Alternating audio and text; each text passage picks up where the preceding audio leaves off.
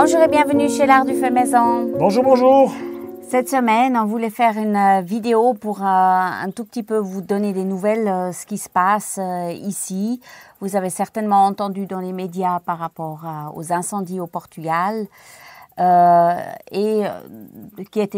semaine était marquée par cet événement en première chose, mais aussi par d'autres événements qui sont arrivés.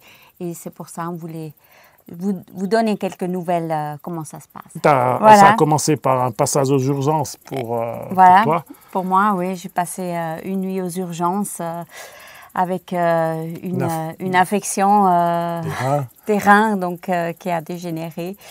Et voilà, je me suis retrouvée à devoir prendre des antibiotiques. Le scanner, la totale. La totale. En fait, ils t'ont très bien soigné. Oui, j'ai été très très bien pris en charge. Et puis franchement, j'étais très contente de l'organisation et de la prise en charge en général dans l'hôpital. Alors ça, c'est clair. Ça va mieux, ça c'est l'essentiel. C'est l'essentiel, voilà. Exact. Ouais. Et puis après, bien évidemment, comme vous avez vu, je pense, dans les nouvelles, il y a eu les feux qui nous ont heureusement pas touchés, mais c'était vraiment très proche de chez nous, à quelques kilomètres. Et ça, c'était pas un petit feu, on en avait déjà vécu, mais là, c'était énorme. On a été le voir le soir, où on voyait les flammes mais à 30-40 mètres dans le ciel. C'était un enfer. Elle partait comme ça parce que... Surtout, ce qui s'est passé, c'est qu'on a eu énormément de vent. Le feu, il est parti de rien du tout, un tout petit feu au départ, qui aurait pu être maîtrisé vraiment rapidement.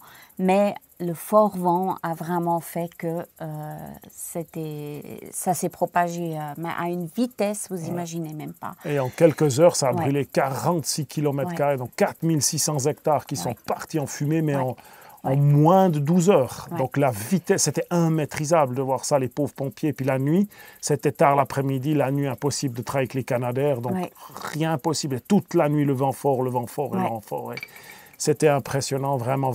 Alors il y a des gens qui ont vraiment tout perdu dans cette histoire et ça nous a vraiment beaucoup touché et ça nous fait quand même aussi réfléchir parce qu'on n'est pas à l'abri. Non. Et je pense qu'il est important, on avait envie un tout petit peu de revenir sur ces feux, peut-être aussi pour certaines personnes qui s'installent dans des régions plus arides, plus chaudes, plus secs aussi, comme ça, pour être attentifs à ce phénomène. Parce que nous qui venons d'un climat plus doux, plus frais, plus pluvieux, plus habitués à faire des grillades. L'été, on fait des grillades, c'est sympa, etc. C'est quand on arrive ici, on doit vraiment adopter un autre comportement durant ces... Et ce n'est pas seulement les grillades qui m'aident, ça part souvent d'une inattention. Meuler une étincelle met le feu, mais c'est pas c'est pas une métaphore. Une étincelle peut mettre le feu à absolument des milliers d'hectares. Donc on peut pas se permettre de travailler avec des outils en fer. On peut pas faire de feu, faire de grillades. Ça c'est évidemment exclu. Faut faire très attention. Même de l'essence peut prendre feu toute seule comme ça. On ne peut pas laisser des morceaux de verre. Même on a vu des bassines en inox qui chauffent tellement qu'elles prennent feu. Ça brûle à l'intérieur. On avait quelque chose dans une bassine en inox. Tout d'un coup, tu dis, mais ça, ça sent fort et ça brûle à l'intérieur. Donc, il faut faire très attention. Et ça nous fait aussi penser...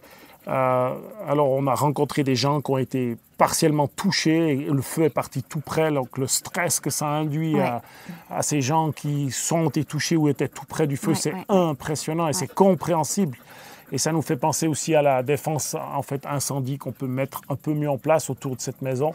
On a beaucoup d'arbres, c'est des défis, on aimerait les garder, donc il faudrait peut-être aussi envisager de mettre des sprinklers tout près de la maison qu'on peut utiliser en cas de problème. Même si on doit partir, on peut les laisser fonctionner, ça peut sauver une maison.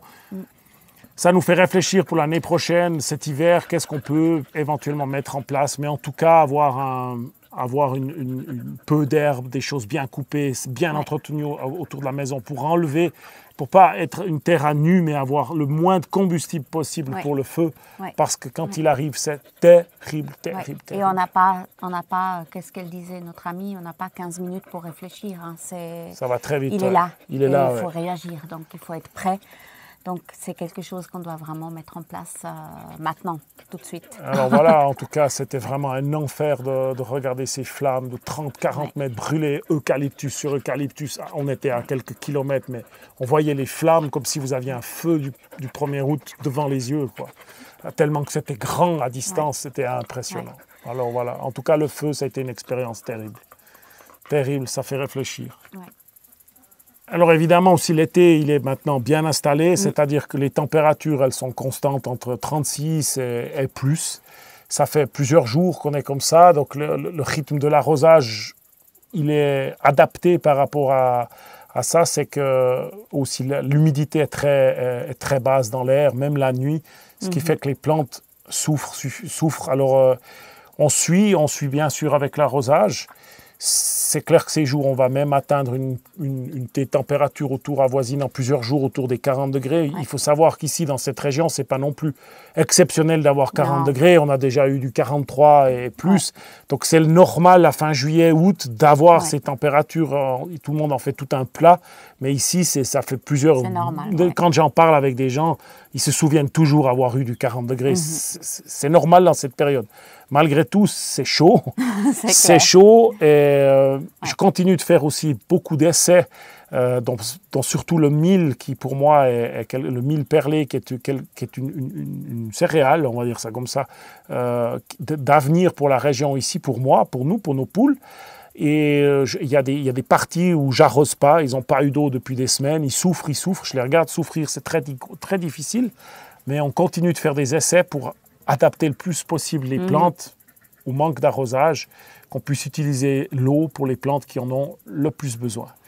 Donc, c'est clair, l'arrosage maintenant, c'est un rythme élevé et puis on y passe, toi tu passes une grande partie de la journée à arroser les différentes cultures.